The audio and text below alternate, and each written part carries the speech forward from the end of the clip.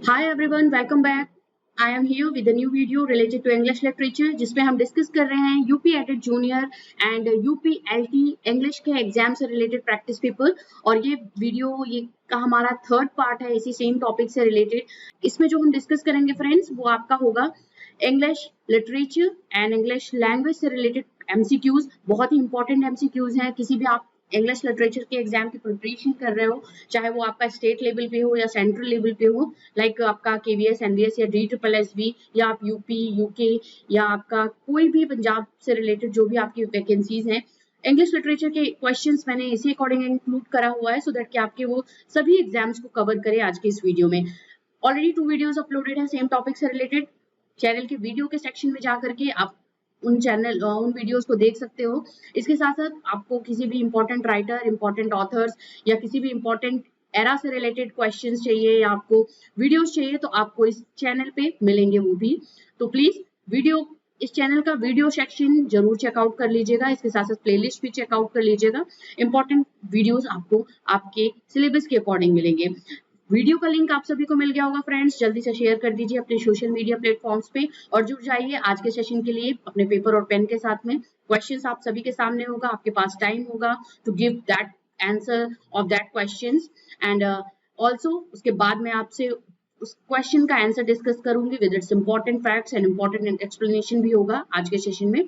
तो बहुत ही interesting session होने वाला है आज का हमारा। इंग्लिश प्रैक्टिस पेपर है थर्ड, लिटरेचर एंड लैंग्वेज का एमसीक्यूज हम यहाँ पे कवर करेंगे। तो चलिए स्टार्ट करते हैं with the first question we have here on the screen. तो क्वेश्चन मैं आपको एक बार पढ़ के बता देती हूँ और बाकी आप देख भी रहे होंगे कि कौन सा क्वेश्चन यहाँ पे आपके स्क्रीन पे है। ऑप्शंस आप सभी को मिल भी गए हैं। ऑप्शंस में साथ ही साथ क्वेश्चन के साथ ऑप्शन भी मैं आपको यहाँ पे शो आउट कर रही हूँ सो दैट कि आपको दिखे आप उस क्वेश्चन का आंसर दो। तो पहला क्वेश्चन स्क्रीन पे रहा, in which of the following works does Mrs Malaprop appears. Mrs Malaprop का कैरेक्टराइजेशन किस वर्क में मिलता है, आपको इसका आंसर देना है। ऑप्शन अवेलेबल है यहाँ पे। देखिए कैरेक्टर से रिलेटेड क्वेश्चंस बहुत ही बारी एग्जाम में पूछे जाते हैं, तो be prepared for all that things. किसी भी वर्क से रिलेटेड आपको थॉरो नॉलेज होनी चाहिए और डीप नॉलेज होनी चाहिए। अगर उससे रिलेटेड क्वेश्चंस आपके एग्जाम में आ जाता है तो आप उसके लिए प्रिपेयर रहो और उसका करेक्ट आंसर दे के आओ। तो ऑप्शंस की मैं बात कर लेती हूँ। The first option, option A the rivals. Option B we have she stoops to conquer. Option C the mysteries of Udalpo and option D we have here the way of the world। कौन सा option इसमें correct है जिसमें Mrs Malaprop का characterization मिलता है, आपको बताना है। एंड चलिए इसके क्वेश्चन के आंसर की बात कर लेती हूँ मैं। आप सभी ने आंसर दे दिया होगा friends and we have the right answer option A. Okay, the rivals में मिसेस मेलाप्रॉप का कैरेक्टराइजेशन मिलता है and that's why option A would be the correct answer of question number first of this video of UPLT grade and UP added junior high school vacancy related and all other English literature exams। तो second question की तरफ चलते हैं। We have here who was Eric Blair. Eric Blair कौन था आपको बताना है and Eric Blair was the real name of one important author। आप इन चारों ऑथर्स में से बताना है वो कौन सा इंपॉर्टेंट ऑथर था जिसका रियल नेम एरिक ब्लेयर था। Anthony Burgess, option B Aldous Huxley, option C George Orwell, option D Arthur Koestler. तो कौन सा करेक्ट आंसर है इसका जल्दी से आंसर दे दीजिए मुझे। ये एरिक ब्लेयर एक ओरिजिनल नेम है, एक जो ओरिजिनल नेम था उस ऑथर का वो था एरिक ब्लेयर। उसका पेन नेम इन चारों ऑप्शंस में से है। आपको बताना है उस कौन से ऑथर का पेन नेम इसमें से दिया गया है जिसका रियल नेम जो था वो एरिक ब्लेयर था। एंड ये क्वेश्चन बहुत ही इंपॉर्टेंट है फ्रेंड, क्योंकि सिडोनिम से या पेन नेम से रिलेटेड भी क्वेश्चंस एग्जाम में आते हैं। तो चलिए आंसर की ही बात कर लेते हैं हम जल्दी से इसके। And option C is the correct answer we have here. George Orwell was the pen name of Eric Blair. Eric Blair जो था वो जॉर्ज ऑरवेल का रियल नेम था। जब उन्होंने अपने वर्क को लिखना स्टार्ट किया तो जॉर्ज ऑरवेल के नेम से लिखा, क्योंकि इससे वो कि कोई भी अगर कुछ मिसहैपनिंग होती है उनके वर्क के साथ में कि उसको पॉपुलैरिटी नहीं मिलती है तो वो अपने नेम को, अपने ओरिजिनल नेम के ऊपर उनका कोई इफेक्ट ना पड़े, और वो इसीलिए उन्होंने जॉर्ज ऑरवेल पेन नेम से, सिडोनिम से लिखना स्टार्ट किया। This was the pen name okay of Eric Blair.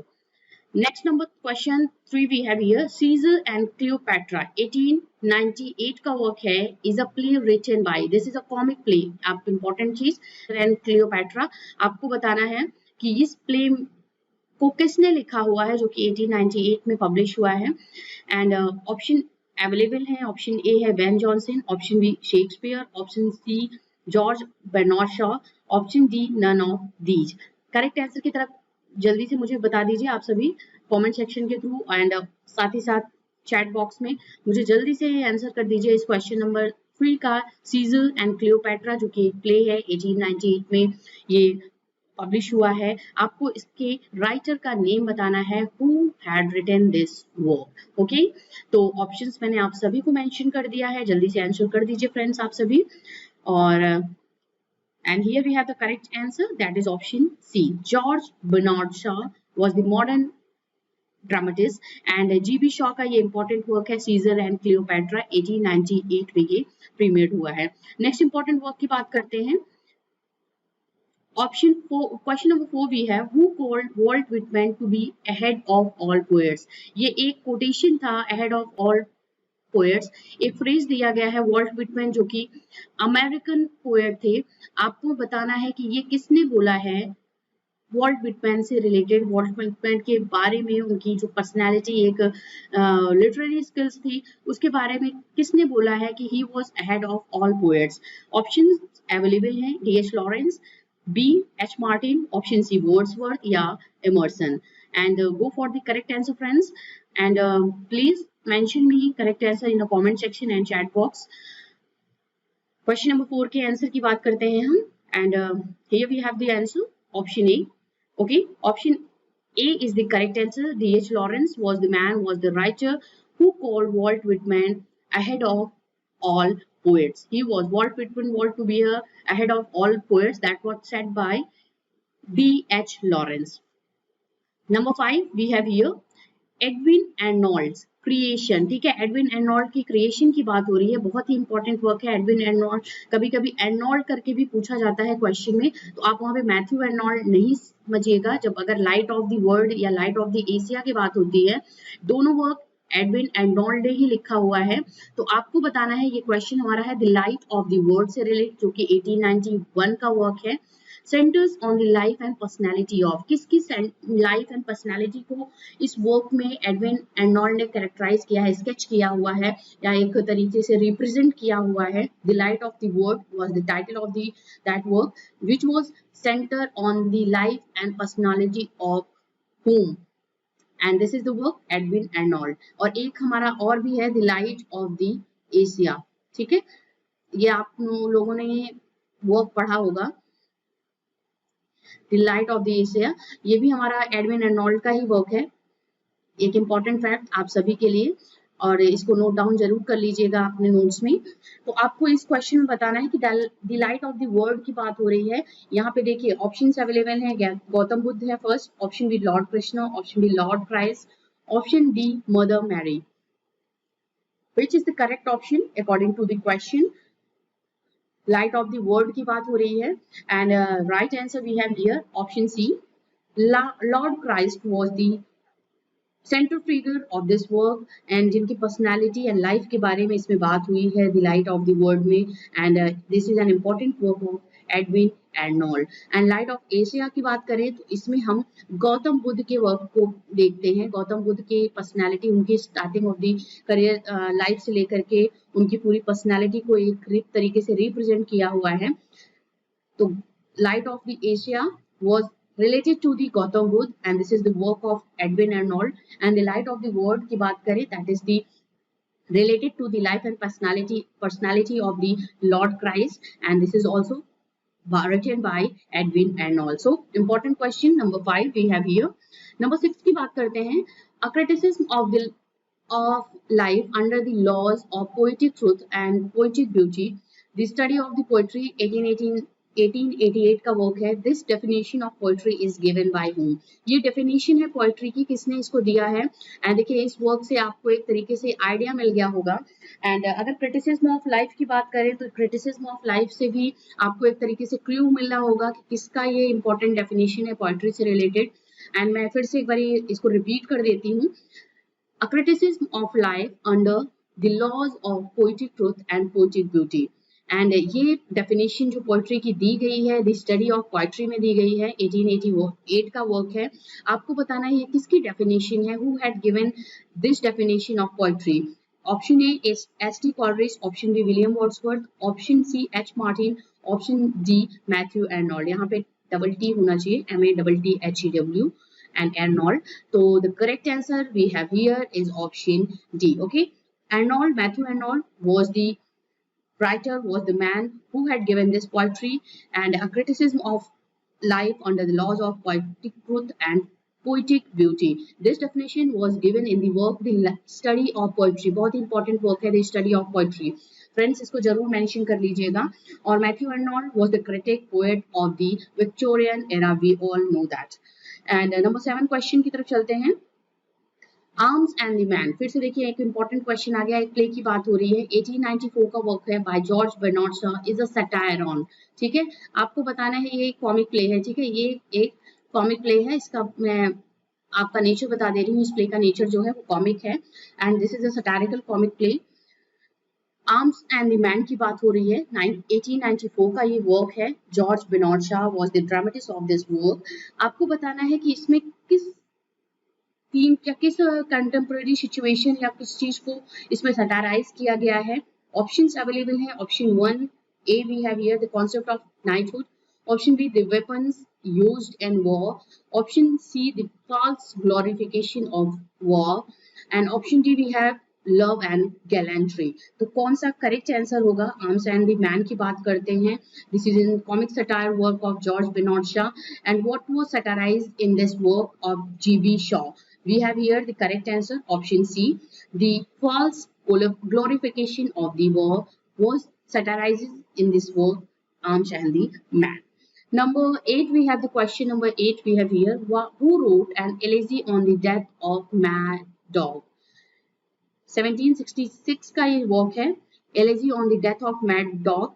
आपको बताना है कि किसने इसको लिखा हुआ है, इस एलेजी को लिखा हुआ है।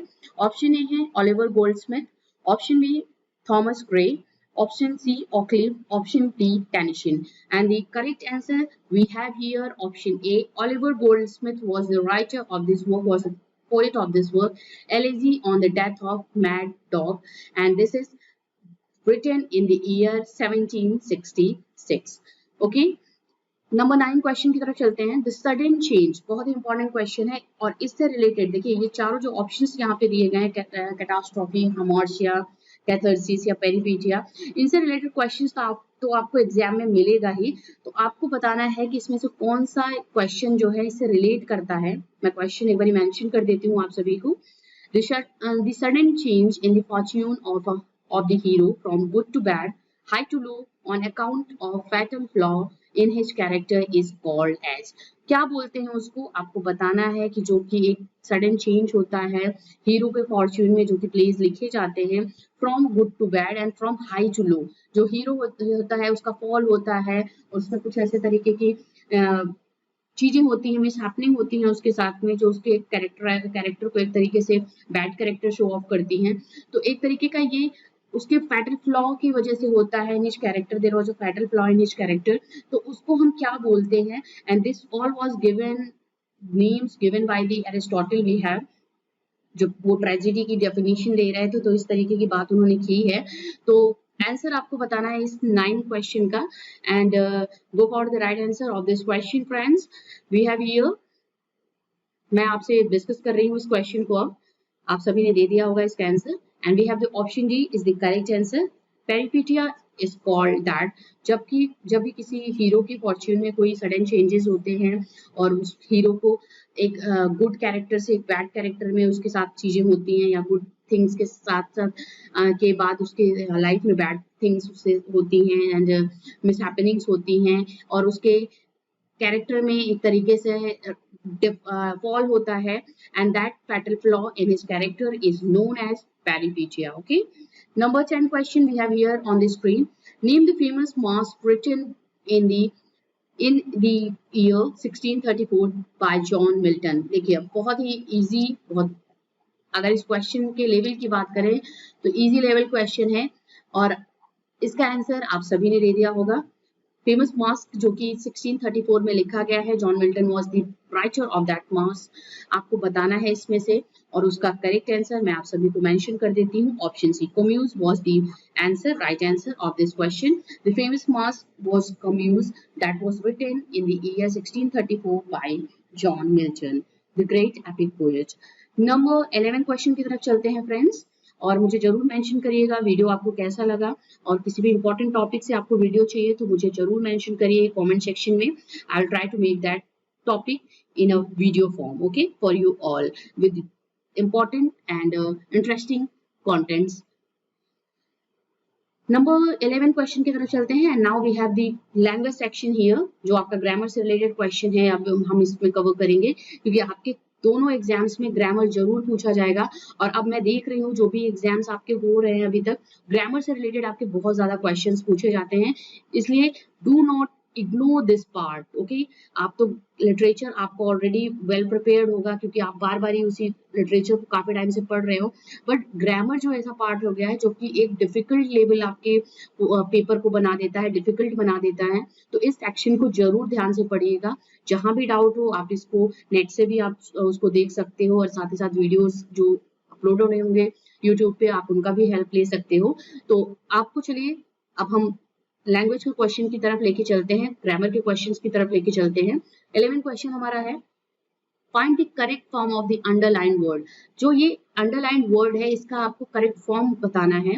अ स्टूडेंट क्वेश्चन है, a student was arrested for displaying and indecently art work in public. तो इनडिसेंटली की जगह पे कौन सा करेक्ट फॉर्म होगा आपको उसको बताना है। इन चारों ऑप्शंस में से वो करेक्ट फॉर्म दिया गया है, उसका आंसर आप दीजिए। ऑप्शन ए है इनडिसेंट आर्ट ऑफ वर्क होना चाहिए, या an indecently art work in public होना चाहिए, the decently art work in public होना चाहिए, या एनी ऑफ डिसेंटली। तो करेक्ट जो आंसर है इस क्वेश्चन का, क्वेश्चन नंबर 11 का, we have option A, indecent art work होना चाहिए, ठीक है। Indecent art work with the correct answer, और जो कि ये रेड जो पार्ट है, जो इनकरेक्ट पार्ट है इस अंडरलाइन वर्ड जो है, उसको जो करेक्ट फॉर्म में जो आएगा वर्ड वहां पे वो होगा indecent. A certain student was arrested for displaying an indecent artwork in public. This would be the right and correct sentence grammatical point of view से। नंबर 11 की बात 12 क्वेश्चन है, फिर से वही क्वेश्चन उसी सेम पार्ट से रिलेटेड है हमारा। करेक्ट फॉर्म आपको बताना है अंडरलाइन वर्ड का, जो कि यहाँ पे रेड जो इंक से मेंशन है यहाँ पे। He did not like me to smoking in the presence of our teacher yesterday. आपको इसका आंसर देना है, me to smoking की जगह पे कौन सा इसमें पार्ट जो होगा, कौन सा इसमें ऑप्शन होगा जो इसको करेक्ट फॉर्म में लेके आएगा और इसको रिप्लेस करेगा। तो ऑप्शन ए है that I smoke, option B my smoking, option C me smoking, option D smoking by me. देखिए क्वेश्चंस बहुत ही इजी पूछे जाते हैं, थोड़े से लेंथी उसमें सेंटेंस हो जाता है और थोड़ा सा लॉन्ग हो जाता है, अब आप पढ़ के उसको थोड़ा सा कंफ्यूज हो जाते हो, इसलिए बिल्कुल कंफ्यूजन नहीं क्रिएट करना है आपको एग्जामिनेशन हॉल में, और बिल्कुल कंपोज मैनर में आपको क्वेश्चन पढ़ना है और उसका आंसर देना है, क्योंकि टाइम होता है आपके पास आंसर देने का, ठीक है। और आप सडनली आप जल्दी से करने के चक्कर में क्वेश्चन गलत करके चले जाते हो। तो बताइए इस क्वेश्चन का आंसर क्या होगा, मी टू स्मोकिंग को कौन सा इसमें पार्ट, कौन सा इसमें ऑप्शन जो है वो रिप्लेस करेगा और एक करेक्ट सेंटेंस बनाएगा। तो ऑप्शन बी जो होगा वो करेक्ट आंसर होगा, माई स्मोकिंग। यहाँ पे होगा ही did not like my smoking in the presence of our teacher yesterday. Number 13 फिर से आपको बताना है, अंडरलाइन वर्ड का करेक्ट फॉर्म बताना है, जो कि यहाँ पे दिया गया है, क्योंकि ये अंडरलाइन वर्ड जो है ये मिसस्पेल्ड है, आपका ग्रामेटिकली करेक्ट नहीं है, और इसको बताना है करेक्ट फॉर्म में। No sooner he has return home then his mother felt happy. Had he returned home when? He had returned home then, या did he return home then? No improvement. तो इसका ये बहुत ही इंपॉर्टेंट क्वेश्चन है, इससे related तो आपके exam में जरूर पूछा जाता है। यहाँ पे मैं मोस्ट इम्पॉर्टेंट क्वेश्चन इसको मेंशन कर दे रही हूँ। तो इसका जो करेक्ट आंसर होगा वो हमारा ऑप्शन सी होगा, did he returned home then होता है, then नहीं होता है, ओके यहाँ पे then होगा, ये आपका पूरा पार्ट यहाँ पे गलत है, इसे यहाँ से लेके यहाँ तक। no sooner के बाद did लगता है और did he return home then his mother felt happy, okay this would be the correct sentence. Number 14 फिर से आपका है, underline word को आपको करेक्ट करना है इस चारों ऑप्शंस में से। will you lend me few rupees in this hour of need, तो करेक्ट ऑप्शन यहाँ पे कौन सा होगा, ऑप्शन में मेंशन कर दे रही हूँ आपको, lend me any rupees option A है, ऑप्शन बी है borrow me a few rupees, option C है lend me a few rupees, option D no improvement. तो करेक्ट जो आंसर है will you lend me few rupees की जगह पे जो करेक्ट आंसर होगा वो ऑप्शन सी होगा, will you lend me a few rupees okay in this hour of need, ये हमारा करेक्ट आंसर है ऑप्शन सी क्वेश्चन नंबर 14 का। And now we have the question number 15 we have here, and 15 question is also related to the same जो कि मैंने अभी earlier आपसे discuss किया क्वेश्चन कि करेक्ट फॉर्म आपको बताना है of the underline word. Question है हमारा are you more cleverer than us, okay इसमें आपको बताना है which would be the correct form of the word जो यहाँ पे रिप्लेस करेगा इस सेंटेंस को, जो अंडरलाइन वर्ड है यहाँ पे। तो ऑप्शन ए है more cleverer to us, cleverer to us, cleverer than us या नो इम्प्रूवमेंट, कौन सा इसमें करेक्ट होगा? देखिए नो इम्प्रूवमेंट होगा ही नहीं यहाँ पे, तो इसमें जो होगा क्योंकि दो यहाँ पे ऑप्शंस जो हमारा ये है इस क्वेश्चन में, मोर भी है क्लेवरर भी है, तो दो कंपैरेटिव डिग्रीज नहीं साथ में लगती हैं, एंड दैट्स व्हाई यहाँ पे जो ऑप्शन सी होगा वो हमारा करेक्ट आंसर होगा, क्लेवरर देन अस होगा। ओके देन अस 2 होता है जहाँ पे NIOR होता है, जैसे junior senior inferior to me, तो यहाँ पे 2 लगता है वहां पे जब भी कंपैरिजन होता है, but more are you cleverer than us, okay this would be the correct answer. तो यहाँ पे क्लेवरर देन अस रिप्लेस करेगा ऑप्शन सी इस अंडरलाइन वर्ड को। नंबर 16 क्वेश्चन की बात कर लेते हैं। अब आपको इस क्वेश्चन में बताना है कि कौन सा इसमें फिगर ऑफ स्पीच होगा, सॉरी पार्ट्स ऑफ स्पीच होगा, ये आंसर देना है आपको। In this sentence I doubt whether he will meet him, whether क्या है आपको बताना है इसमें, that whether is pronoun, whether is preposition, whether is conjunction, whether is adverb. तो करेक्ट जो आंसर है आप जल्दी इसका बता दीजिए, I doubt whether he will meet him, तो करेक्ट जो आंसर है that would be option C, conjunction है जो कि यहाँ पे ज्वाइन कर रहा है इसको, तो वेदर जो है that would be the conjunction according to the sentence. Number 17 question की बात करते हैं। Here we have the question number 17 on your screen, and friends go for the right answer. Question मैं आपको मेंशन कर दे रही हूँ, the sentence many Indians have settled abroad in recent years is, कौन सा सेंटेंस है ये आपको बताना है कि कौन सा इसमें टेंस यूज करा गया है, present perfect tense, simple past perfect tense या फ्यूचर टेंस, कौन सा टेंस है? Many Indians have settled abroad in recent years, तो जल्दी से आंसर बता दीजिए। यहाँ पे हैव और सेटल्ड है, हेल्पिंग वर्ब हैव है, वर्ब का थर्ड फॉर्म है, and that's why present perfect tense would be the correct answer. Option A is the correct answer of question number 17. So देखिए फ्रेंड्स क्वेश्चन का जो level मैंने moderate level के questions यहाँ पे इंक्लूड किया हुआ है, क्योंकि ऐसे ही क्वेश्चंस आपके एग्जाम में पूछे जाते हैं। सेंटेंस आपका टेंस से रिलेटेड, पास्ट आपका पार्ट्स ऑफ स्पीच से रिलेटेड, फिगर ऑफ स्पीच से रिलेटेड बहुत क्वेश्चंस आपके एग्जाम में पूछे जाते हैं, तो उन सबको पढ़ो, आप रिवाइज करो, और जितना आप रिवाइज करोगे and that would be the better for you, क्योंकि revision will make you perfect, will make you able to give the correct answer. Okay, and now go for the right question number 18. The sentence, however they had already been married outside the village, तो इसमें आप बताइए मुझे कौन सा sentence है, कौन सा टेंस यूज करा गया है इसमें। Option A present perfect tense, option B simple past tense, option C past perfect tense, option D future tense, and they had already been married outside the village would be the past perfect tense. Option C would be the correct answer. यहाँ पे B का third form है, been मत समझिएगा, had been, तो यहाँ पे आप पास्ट परफेक्ट कॉन्टिन्यूअस नहीं होगा, क्योंकि दे हाउएवर दे ऑलरेडी, बी का यहाँ पे ये थर्ड फॉर्म है, बी वॉज बीन होता है, ये फर्स्ट फॉर्म बी होता है, सेकेंड फॉर्म वॉज होता है, थर्ड फॉर्म बीन होता है, तो दैट्स वाई बी का ये थर्ड फॉर्म है, और यहाँ पे ये मेंशन है। तो इसी वजह से ये पास्ट परफेक्ट टेंस होगा, ठीक है। Past perfect would be the right answer of this question. However they had already been married outside the village is the sentence and the tense used in this sentence is past perfect tense. Number 19 question we have related to the tense. आपको बताना है कि which is the correct tense used in this sentence. I am going to be a teacher when I grow up. I am going to be a teacher when I grow up. Okay, sentence ध्यान से पढ़िएगा और आप मुझे tense बताइए इसका। Present tense है, past tense है, फ्यूचर टेंस है या पास्ट परफेक्ट टेंस है। I am going to be a teacher when I grow up, जब मैं बड़ा होऊंगा तब मैं टीचर बनूंगा। ओके, मैं बनने वाला हूँ या बनूंगा, ये सेंटेंस है। तो आपका देखिए सेंटेंस आपको लग रहा होगा ये प्रेजेंट टेंस है, but this is not a present tense, this is a future tense, क्योंकि देखिए ये फ्यूचर की बात कर रहा है यहाँ पे, and that's why future tense would be the right answer of question number 19। चलिए 20 क्वेश्चन की तरफ चलते हैं, एंड 20 क्वेश्चन है the sentence in 2004 a disease destroyed the crops in one village। आपको बताना है कि इसमें कौन सा टेंस यूज किया गया है। 2004 में एक डिजीज, एक रोग ने जो क्रॉप्स थे विलेज के, एक विलेज का, उसको डिस्ट्रॉय कर दिया। आपको इसका आंसर देना है present perfect tense, simple past tense, past perfect tense या future tense. What is the right answer according to the question, and we have here option B, simple past tense is the right answer, क्योंकि ये हमारा है past indefinite tense में, तो यहाँ पे simple past tense का यूज हुआ है इस सेंटेंस क्वेश्चन नंबर 20 में। इन 2004 a disease destroyed the crops in one village. Okay, this is the simple past tense.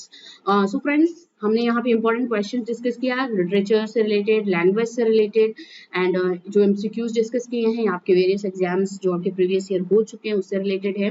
Practice paper है आपका, आपके एग्जाम को देखते हुए, क्योंकि प्रिपरेशन आप जितना करोगे, जितना प्रैक्टिस करोगे, उतना ही बेटर आप अपने एग्जाम के लिए प्रिपेयर्ड हो सकोगे, बेस्ट प्रिपरेशन कर सकोगे।